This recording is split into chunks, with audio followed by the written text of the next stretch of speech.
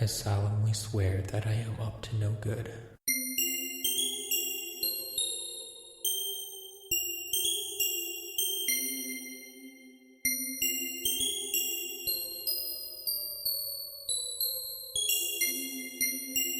Hey everybody, and welcome to episode 3 of Muggle Theories. That's right, everybody's favorite spin-off show from the Tales from Godric's Hollow podcast. I am your host this evening, riding solo as always with these Muggle theories. I am Josh Brown, aka the Muggle of the show.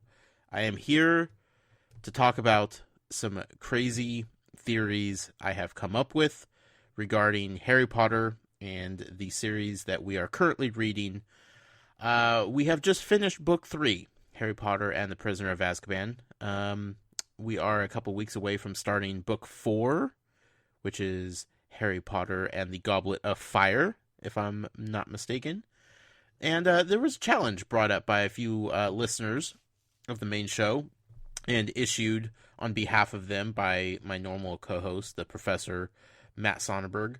And the challenge is for Muggle Theories to record an episode that tries to predict some key points and key story plot lines that will take place over the entirety of Book 4, Harry Potter and the Goblet of Fire. So, at this point, I have no idea what to expect from Goblet of Fire.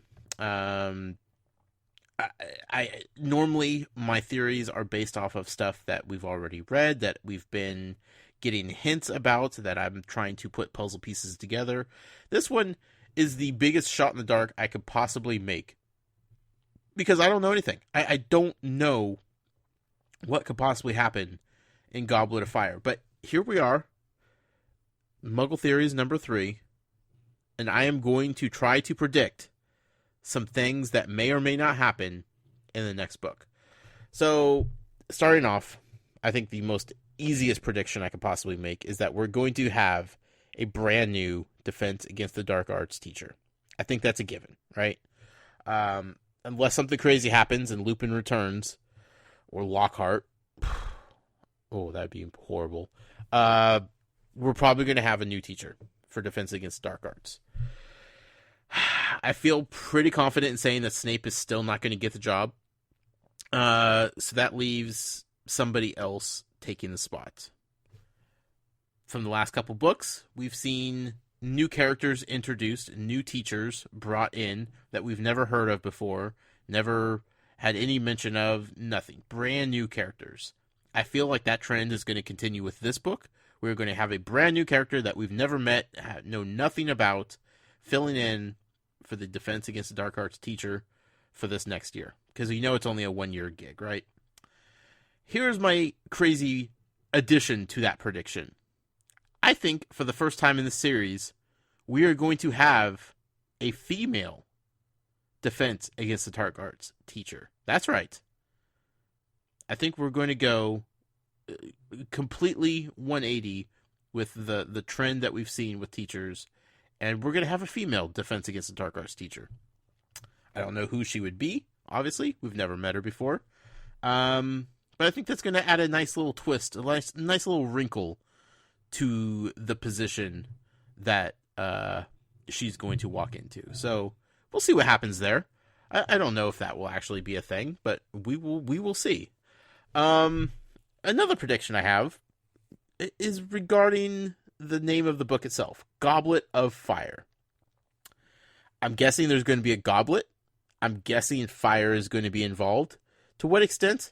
I have no idea. But when I think of fire, I think of one thing. And we got just a small hint in the last book. And that's dragons. I think we're getting some decent dragon coverage in this book. I don't know how so.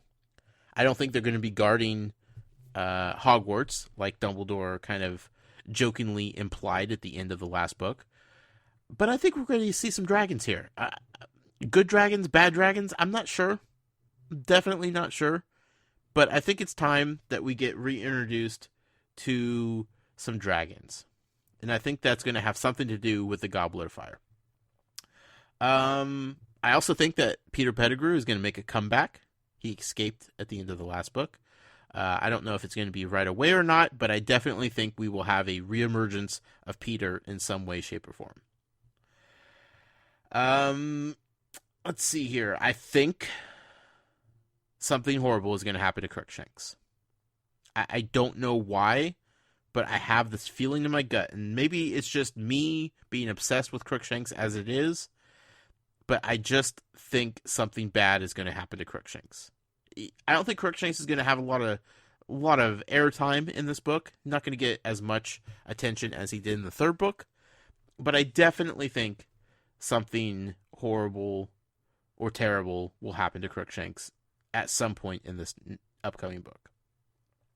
I think we're going to have at least 2 new creatures introduced. We had a few in the last book. We had the Flobberworms, we had the Boggarts, we had the Dementors. I guess you could count those as creatures. I'm not really sure how to classify them per se. But I think we're going to get at least 2 new creatures that I'm probably going to fall in love with. One of which I will definitely fall in love with. The second one, maybe not. Hard to say. But count them. At least 2, if not more. I also believe that this is the book where we finally have some solid Professor Flitwick coverage. He's been pretty ancillary to the entire story. Very irrelevant overall. I think that this book, for whatever reason, is time for Professor Flitwick to shine. Again, I don't know in what capacity. I don't know how that's going to take place.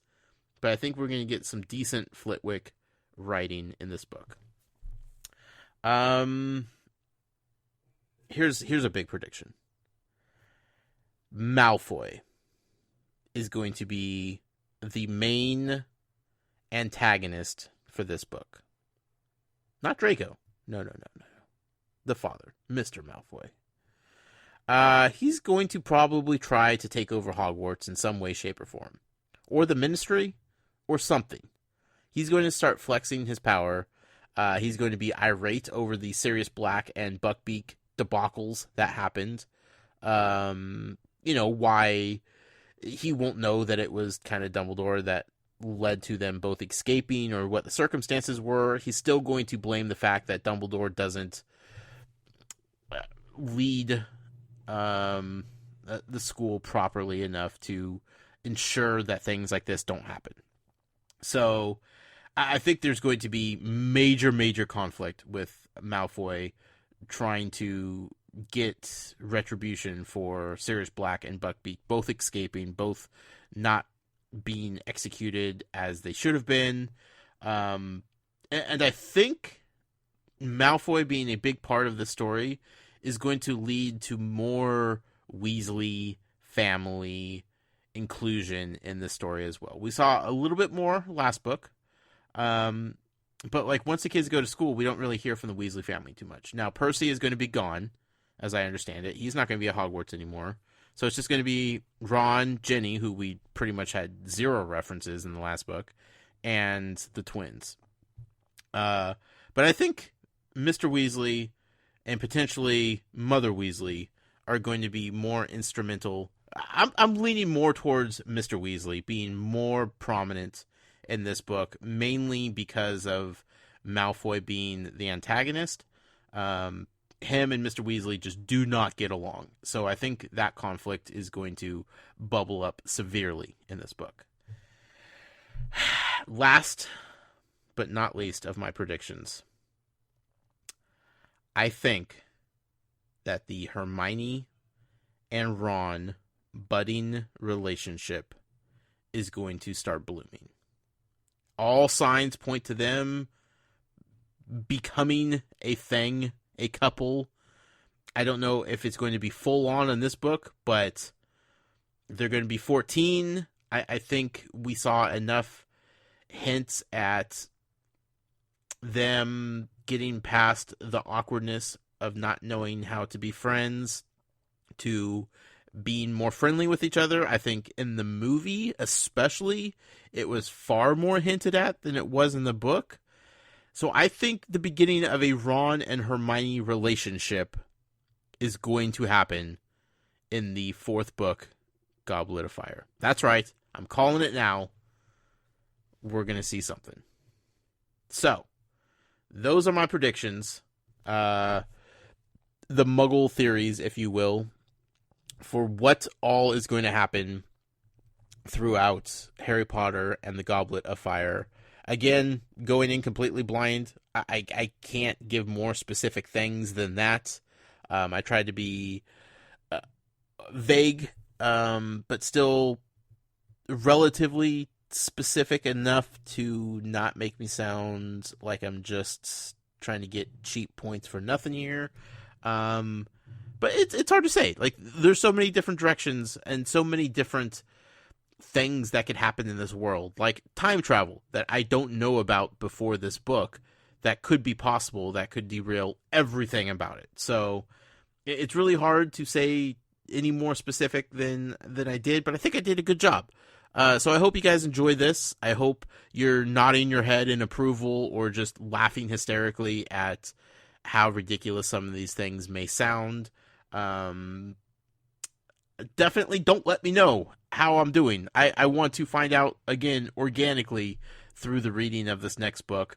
But this is for you guys out there, the listening audience, to hold in your little back pockets and just, use as a checkoff box. And as things start to happen, be like, yep, he called that one, or poof, he was so wrong. So wrong. So, again, thank you to everybody for listening to Muggle Theories number 3. You can find me personally on Twitter at The Noise. Be sure to follow Matt as well on Twitter at As a Matter of Matt. And then the show could be found on Twitter at Tales from GH. You could email us at any time, which goes straight to Matt. I don't see any of the emails. So write him, tell him what you think of this episode. Tales from Godric's Hollow at gmail.com. The website is, of course, talesfromgodricshollow.com. And if you'd like to support us in what we're doing here and what we're trying to do in building this community of Harry Potter fans and fanatics, you could do so over on Patreon, patreon.com/Tales from Godric's Hollow. Again, we have a long journey ahead of us through book 4. I think it's not wrapping up until like summertime. So it's going to be fun. It's going to be long, but I know for sure it's going to be worth it. Until next week, Muggle out. Mischief managed.